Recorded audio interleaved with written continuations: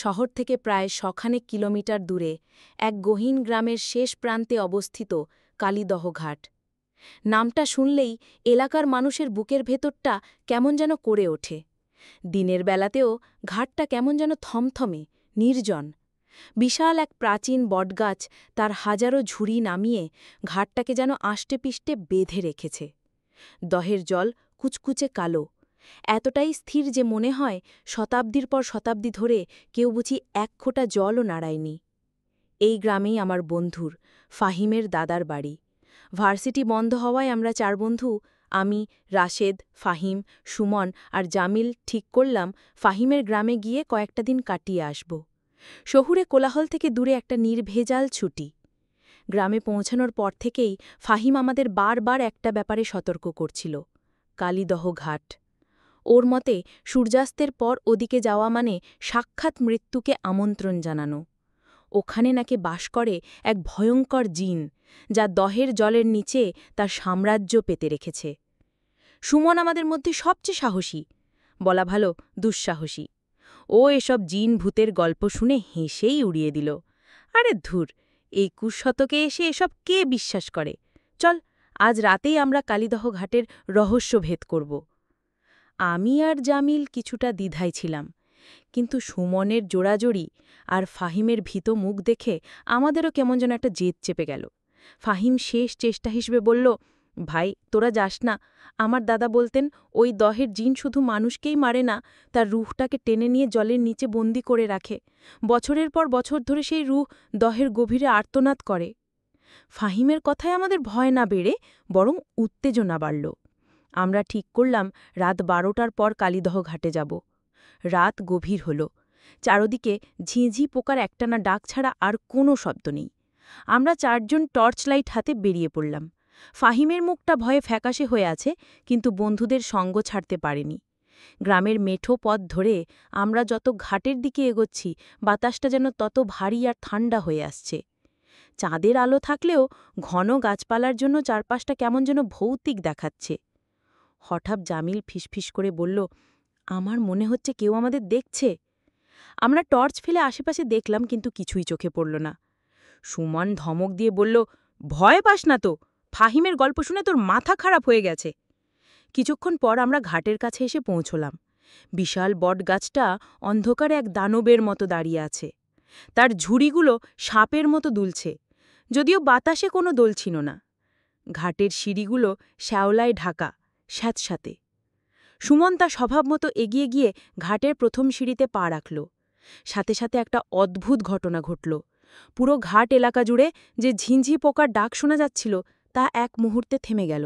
নেমে এলো এক অস্বাভাবিক কবরের মতো নিস্তব্ধতা। আমাদের বুকের ভিতরটা ধড়াস করে উঠল। ফাহিম কাঁপা কাঁপা গলায় বলল, চল ফিরে যাই, জায়গাটা ভালো না।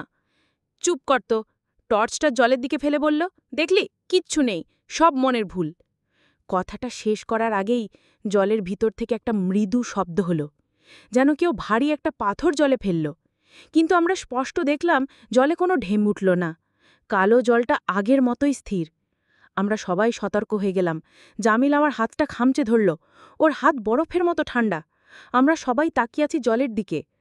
হঠাৎ আমরা জলের ঠিক মাঝখানে একটা আবছা আলোর বিন্দু দেখতে পেলাম। আলোটা স্থির নয়, কাঁপছে। মনে হচ্ছে যেন জলের অনেক গভীর থেকে কেউ একটা লণ্ঠন জ্বালিয়ে রাখেছে। আলোটা ধীরে ধীরে উজ্জ্বল হতে লাগল, আর তার সাথে সাথে একটা মিষ্টি, মাদকময় সুর ভেসে আসতে শুরু করল। সুরটা কোনো বাদ্যযন্ত্রের নয়, মনে হচ্ছে কোনো নারী অপূর্ব করুণ গলায় গান গাইছে। সেই সুরের মধ্যে এমন একটা আকুল করা ডাক ছিল যে আমাদের শরীর অবশ হয়ে আসতে লাগল। সুমন সম্মোহিতের মতো সেদিকে এগিয়ে যেতে লাগল। সুমন থাম! আমি চিৎকার করে তাকে ধরতে গেলাম, কিন্তু সে যেন আমার কথা শুনতেই পাচ্ছে না। ওর চোখ দুটো বিস্ফারিত, অপলক দৃষ্টিতে সে তাকিয়ে আছে ওই আলোর দিকে। ফাহিম ভয়ে প্রায় কেঁদে ফেলেছিল। রাশেদ, ওকে আটকা, ওটা জিনের ফাঁদ, ওটা মানুষকে সম্মোহন করে জলে টেনে নেয়। আমি আর জামিল মিলে সুমনকে পেছন থেকে জাপটে ধরলাম। ও প্রচণ্ড শক্তি দিয়ে ছাড়ানোর চেষ্টা করছে আর বিড়বিড় করে বলছে, আমায় ডাকছে, কি সুন্দর, আমাকে যেতেই হবে। আমরা তাকে টেনে ঘাট থেকে সরাতে চেষ্টা করছি, ঠিক সেই মুহূর্তে জলের ভিতর থেকে একটা দীর্ঘ হিসশিসে শব্দ হলো। মনে হলো হাজারটা সাপ একসাথে ফোঁস করে উঠল। যে মিষ্টি সুরটা আমরা শুনছিলাম সেটা মুহূর্তের মধ্যে এক বিকট কর্কশ হাসিতে পরিণত হলো। হাসিটা কোনো মানুষের নয়, কোনো পশুরও নয়, ওটা ছিল অশরীরী কিছুর হাসি, যা আমাদের রক্ত জমিয়ে দেওয়ার জন্য যথেষ্ট ছিল। জলের মাঝখানের আলোটা দপ করে নিভে গেল, আর ঠিক সেই মুহূর্তে আমরা দেখলাম জলের নিচে থেকে দুটো লম্বা সরু হাত বেরিয়ে আসছে। হাত দুটো মানুষের মতো নয়, বরং শুকনো ডালপালার মতো, কালো, গিঁটযুক্ত আর অস্বাভাবিক লম্বা। হাতের নখগুলো ছিল ছুরির ফলার মতো ধারালো। হাত দুটো দ্রুত বেগে সুমনের দিকে এগিয়ে আসতে লাগল। আমরা ভয়ে চিৎকার করে উঠলাম। সমস্ত শক্তি দিয়ে সুমনকে পেছনে টানতে লাগলাম, কিন্তু সেই অশরীরী হাত দুটো জলের ভেতর থেকেই যেন এক অদৃশ্য শক্তি প্রয়োগ করছিল। মনে হচ্ছিল আমরা একটা পাহাড়ের সাথে লড়ছি। হঠাৎ একটা হাত ছিটকে এসে সুমনের পায়ে লাগল। সুমন এমন এক যন্ত্রণাকাতর চিৎকার দিল যা আমি জীবনেও ভুলব না। ওর চিৎকারে আমাদের সম্বিত ফিরল। আমরা হ্যাচকা টানে ওকে নিয়ে দৌড় শুরু করলাম।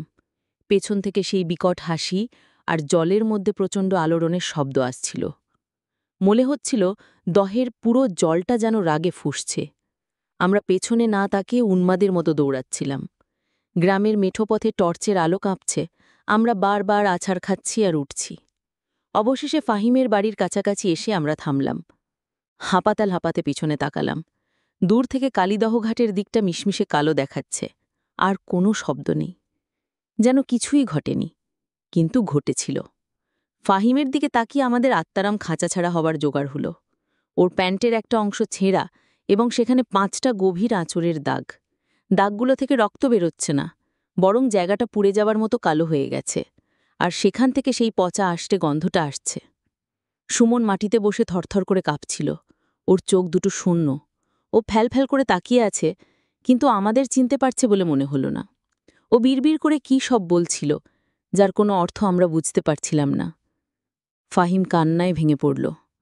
আমি বলেছিলাম, আমি তোদের মানা করেছিলাম, ওটাকে জিনে ধরেছে, ওর রুটাকে ওই দহের শয়তানটা দখল করার চেষ্টা করছে। আমরা সুমনকে ধরে ঘরে নিয়ে এলাম। ওর জ্বর বাড়তে শুরু করল। জ্বরের ঘোরেও মাঝে মাঝেই বিকট চিৎকার করে উঠছে আর বলছে, ছেড়ে দে আমায়, আমি যাব না, জলের নিচে অন্ধকার, বড্ড ঠান্ডা। ফাহিম ও দাদাকে ঘুম থেকে ডেকে তুলল। বৃদ্ধ মানুষটি সব শুনে কপালে হাত দিয়ে বসে পড়লেন। তারপর কাপা কাপা গলায় বললেন, ওকে কালীদহের জিনে ধরেছে। এই জিন সাধারণ জিন নয়, ওটা এক অভিশপ্ত ইফরিত। শত শত বছর ধরে ও এই দহে আছে। ওর ছোঁয়া যার গায়ে লাগে তাকে ও ছাড়ে না। 3 রাতের মধ্যে ওকে পুরোপুরি কাবু করে জলে টেনে নেয়। আমাদের পায়ের তলার মাটি সরে গেল। আজই প্রথম রাত। বৃদ্ধ বললেন, একটা উপায়ই আছে। গ্রামের শেষ মাথায় যে মসজিদের ইমাম সাহেব আছেন, শুধু তিনি হয়তো কিছু করতে পারবেন, কিন্তু এই রাতে সেখানে যাওয়াও বিপদের। আমাদের আর কোনো উপায় ছিল না। আমি আর ফাহিম সিদ্ধান্ত নিলাম, আমরা ইমাম সাহেবের কাছে যাব। জামিলকে সুমনের পাশে থাকতে বললাম। আমরা যখন আবার বেরোনোর জন্য প্রস্তুত হচ্ছি, তখনই ঘরের বাইরে একটা অদ্ভুত শব্দ শুনতে পেলাম। ভেজা পায়ে কেউ যেন বারান্দায় হাঁটছে। খসখস, খসখস। তার সাথে ভেসে আসছে সে হিসিসে গলা, ফিসফিস করে সুমনের নাম ধরে ডাকছে, সুমন, আয়, তোর বন্ধুরা তোকে ফেলে চলে যাচ্ছে, আমিই তোর আসল বন্ধু। ঘরের ভেতর সুমনের অবস্থা আরও খারাপ হতে লাগল। ও বিছানা থেকে নামার চেষ্টা করছে। ওর চোখ দুটো জলজল করছে অনাইশর্ভিক লাল আলোয়। জামিল একা ওকে ধরে রাখতে পারছে না। ঠিক সেই মুহূর্তে ফাহিমের দালা তার পুরনো আমলের একটা সন্দুক থেকে একটা ছোট কৌটো বের করলেন। তার ভেতর থেকে তীব্র সুগন্ধি আতর আমাদের হাতে দিয়ে বললেন, এটা গায়ে মেখে নে আর মুখে আল্লাহর নাম নিতে নিতে যা, হয়তো তোদের কিছু হবে না। দরজা খুলতেই দেখলাম উঠোনের মাঝখানে লম্বা ছায়ার মতো একটা অবয়ব দাঁড়িয়ে আছে। তার কোনো সুস্পষ্ট আকৃতি নেই, শুধু দুটো লাল চোখ অন্ধকারের মধ্যে জ্বলছে। আমরা ভয়ে চিৎকার করতে গিয়েও পারলাম না, শুধু প্রাণপণে দৌড় লাগালাম মসজিদের দিকে। পেছন থেকে সেই ছায়ামূর্তি আর তার বিকট হাসি আমাদের তাড়া করে চলল। সে রাতে কি হয়েছিল তার পুরোটা বর্ণনা করার মতো মানসিক অবস্থা আমার নেই। ইমাম সাহেবকে নিয়ে যখন আমরা ফিরি, তখন ভোরের আজান হচ্ছিল। আজানের ধ্বনি বাতাসে ভেসে আসতে আমরা দেখেছিলাম সেই ছায়ামূর্তিটার যন্ত্রণায় কুঁকড়ে গিয়ে দহের দিকে মিলিয়ে গেল। সুমনকে বাঁচানো গিয়েছিল, কিন্তু ও আর আগের মতো নেই। ওর পায়ের সেই কালো দাগটা মিলিয়ে গেছে, কিন্তু মনের দাগটা যায়নি। ও এখন আর কথা বলে না, মাঝে মাঝে শূন্যে তাকিয়ে আঁতকে ওঠে। ডাক্তাররা বলেছেন ওটা নাকি এক ধরনের পোস্ট ট্রমাটিক স্ট্রেস ডিসঅর্ডার, কিন্তু আমরা জানি আসল কারণটা কি। আমি, ফাহিম আর জামিল, আমরাও আর আগের মতো নেই। সেই রাতের বিভীষিকা আমাদের বন্ধুত্ব সম্পর্কটাকে এক অদৃশ্য গাছের দেয়াল দিয়ে আলাদা করে দিয়েছে। আমরা আর আগের মতো একসাথে প্রাণ খুলে হাসতে পারি না। কালীদহ ঘাট আজও আছে, দিনের বেলাতেও থমথমে, আর রাতের বেলায় সে তার কালো জলের গভীরে লুকিয়ে রাখে এক অতৃপ্ত ভয়ঙ্কর সত্তাকে। অপেক্ষা করে নতুন শিকারের জন্য, আমাদের মতো কোনো দুঃসাহসী তরুণের জন্য, যে তার ডাকে সাড়া দেবে। গল্পটি ভালো লাগলে চ্যানেলটি সাবস্ক্রাইব করবেন।